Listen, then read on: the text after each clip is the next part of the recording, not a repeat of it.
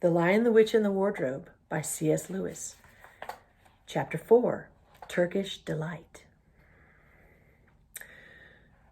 "But what are you?" said the queen again. "Are you a great overgrown dwarf that has cut off its beard?" "No, your majesty," said Edmund. "I've never had a beard. I'm a boy." "A boy," said she. "Do you mean you are a son of Adam?" Edmund stood still, saying nothing. He was too confused by this time to understand what the question meant. "I see you are an idiot, whatever else you may be," said the queen. "Answer me once and for all, or I shall lose my patience. Are you human?" "Yes, your majesty," said Edmund. "And how, pray, did you come to enter my dominions?" "Please, your majesty, I came in through a wardrobe." "A wardrobe? What do you mean?" I opened a door and just found myself here, your majesty," said Edmund. "Ha," said the queen, speaking more to herself than to him. A door from the world of men. I have heard of such things. This may wreck all, but he is only one, and he is easily dealt with." As she spoke these words, she rose from her seat and looked Edmund full in the face, her eyes flaming. At the same moment she raised her wand. Edmund felt sure she was going to do something dreadful, but he seemed unable to move. Then, just as he gave himself up for lost, she appeared to change her mind. "My poor child," she said in quite a different voice, "how cold you look.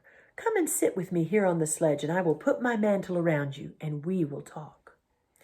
Edmund did not like this arrangement at all, but he dared not disobey. He stepped onto the sledge and sat at her feet, and she put a fold of her fur mantle around him and tucked it well in. "Perhaps something hot to drink," said the queen. "Should you like that?" "Yes, please, your majesty," said Edmund, whose teeth were chattering. The queen took from somewhere among her wrappings a very small bottle which looked as if it were made of copper. Then, holding out her arm, she let one drop fall from it to the snow beside the sledge. Edmund saw the drop for a second in midair, shining like a diamond. But the moment it touched the snow, there was a hissing sound, and there stood a jeweled cup full of something that steamed. The dwarf immediately took this and handed it to Edmund with a bow and a smile. Not a very nice smile. Edmund felt much better as he began to sip the hot drink. It was something he had never tasted before, very sweet and foamy and creamy, and it warmed him right down to his toes. "It is dull, son of Adam, to drink without eating," said the queen presently. "What would you like best to eat?" "Turkish delight, please, your majesty," said Edmund. The queen let another drop fall from her bottle onto the snow, and instantly there appeared a round box tied with green silk ribbon, which, when opened, turned out to contain several pounds of the very best Turkish delight. Each piece was sweet and light to the very center, and Edmund had never tasted anything more delicious. He was quite warm now and very comfortable. While he was eating, the queen kept asking him questions. At first, Edmund tried to remember that it is rude to speak with one's mouth full, but soon he forgot about this and thought only of trying to shovel down as much Turkish delight as he could. And the more he ate, the more he wanted to eat. And he never asked himself why the queen should be so inquisitive.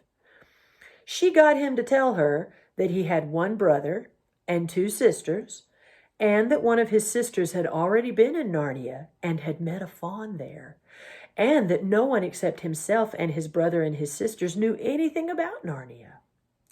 She seemed especially interested in the fact that there were 4 of them, and kept on coming back to it. "You are sure there are just 4 of you?" she asked. "2 sons of Adam and 2 daughters of Eve, neither more nor less." "Yes," said Edmund, with his mouth full of Turkish delight. "Yes, I told you that before," and forgetting to call her your majesty. But she didn't seem to mind now.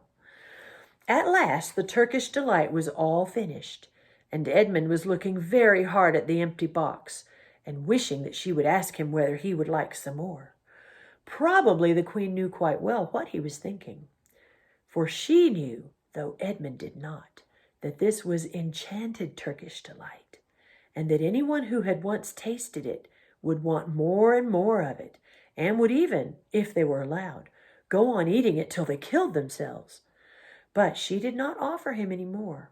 Instead, she said to him, "Son of Adam, I should so much like to see your brother and your two sisters. Will you bring them to me?" "I'll try," said Edmund, still looking at the empty box, "because if you did come again, bringing them with you, of course, I'd be able to give you some more Turkish delight. I can't do it now. The magic will only work once. In my own house, it would be another matter." "Why can't we go to your house now?" said Edmund. When he had first got onto the sledge, he had been afraid that she might drive away with him to some unknown place from which he would not be able to get back. But he had forgotten about that fear now. "It is a lovely place, my house," said the queen. "I am sure you would like it. There are whole rooms full of Turkish delight, and what's more, I have no children of my own. I want a nice boy whom I could bring up as a prince, and who would be king of Narnia when I am gone. While he was prince, he would wear a gold crown and eat Turkish delight all day long. And you are much the cleverest and handsomest young man I've ever met. I think I would like to make you the prince someday when you bring the others to me." "Why not now?" said Edmund. His face had become red and his mouth and fingers were sticky. He did not look either clever or handsome, whatever the queen might say. "Oh, but if I took you there now," said she, "I shouldn't see your brother and your sisters. I very much want to know your charming relations. You are to be the prince and later on the king, that is understood. But you must have courtiers and nobles. I will make your brother a duke and your sisters duchesses." "There's nothing special about them," said Edmund, "and anyway, I could always bring them some other time." "Ah, but once you were in my house," said the queen, "you might forget all about them. You would be enjoying yourself so much that you wouldn't want the bother of going to fetch them. No, you must go back to your own country now and come to me another day with them, you understand. It is no good coming without them." "But I don't even know the way back to my country," pleaded Edmund. "That's easy," answered the queen. "Do you see that lamp?" She pointed with her hand, and Edmund turned and saw the same lamp-post under which Lucy had met the fawn. "Straight on beyond that is the way to the world of men. And now look the other way." And here she pointed in the opposite direction. "And tell me if you can see two little hills rising above the trees." "I think I can," said Edmund. "Well, my house is between those two hills.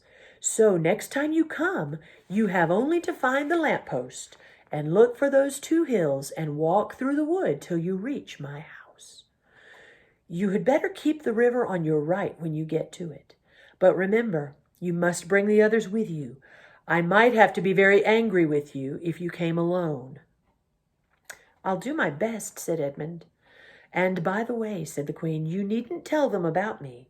It would be fun to keep it a secret between us two, wouldn't it? Make it a surprise for them. Just bring them along to those two hills. A clever boy like you will think of a way of some excuse for doing that.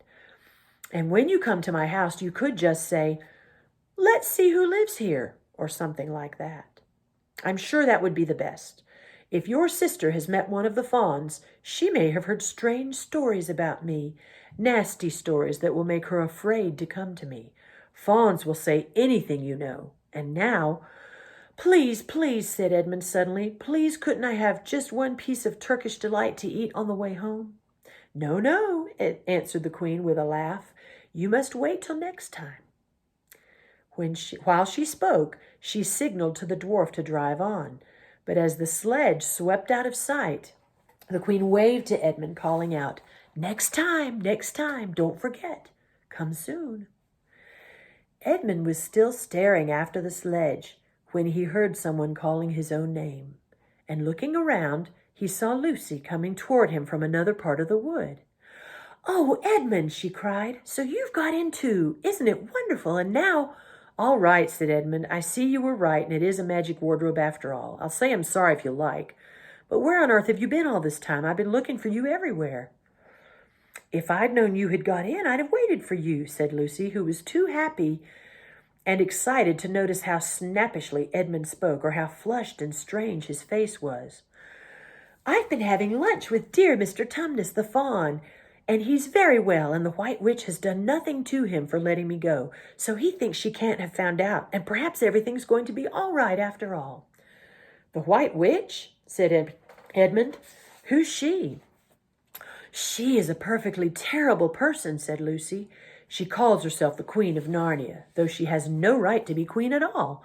And all the fauns and dryads and naiads and dwarfs and animals, at least all the good ones, simply hate her. And she can turn people into stone and do all kinds of horrible things. And she has made it a magic so that it's always winter in Narnia. Always winter, but it never gets to be Christmas. And she drives about on a sledge drawn by reindeer, with her wand in her hand and a crown on her head." Edmund was already feeling uncomfortable from having eaten too many sweets, and when he heard the lady he had made friends with was a dangerous witch, he felt even more uncomfortable. But he still wanted to taste that Turkish delight again more than he wanted anything else. "Who told you all that stuff about the White Witch?" he asked. "Mr. Tumnus the fawn," said Lucy. "You can't always believe what fawns say," said Edmund, trying to sound as if he knew far more about them than Lucy. "Who said so?" asked Lucy. "Everyone knows it," said Edmund. "Ask anybody you like. But it's pretty poor sport standing here in the snow. Let's go home." "Yes, let's," said Lucy. "Oh, Edmund, I am glad you've got in too. The others will have to believe in Narnia now that both of us have been here. What fun it will be." But Edmund secretly thought that it would not be as good fun for him as for her. He would have to admit that Lucy had been right before all the others, and he felt sure the others would all be on the side of the fawns and the animals, but he was already more than half on the side of the witch. He did not know what he would say or how he would keep his secret once they were all talking about Narnia. By this time, they had walked a good way. Then suddenly they felt coats around them instead of branches, and next moment they were both standing outside the wardrobe in the empty room. "I say," said Lucy, "you do look awful, Edmund. Don't you feel well?" "I'm all right," said Edmund, but this was not true. He was feeling very sick. "Come on then," said Lucy. "Let's find the others. What a lot we shall have to tell them, and what wonderful adventures we shall have now that we're all in it together."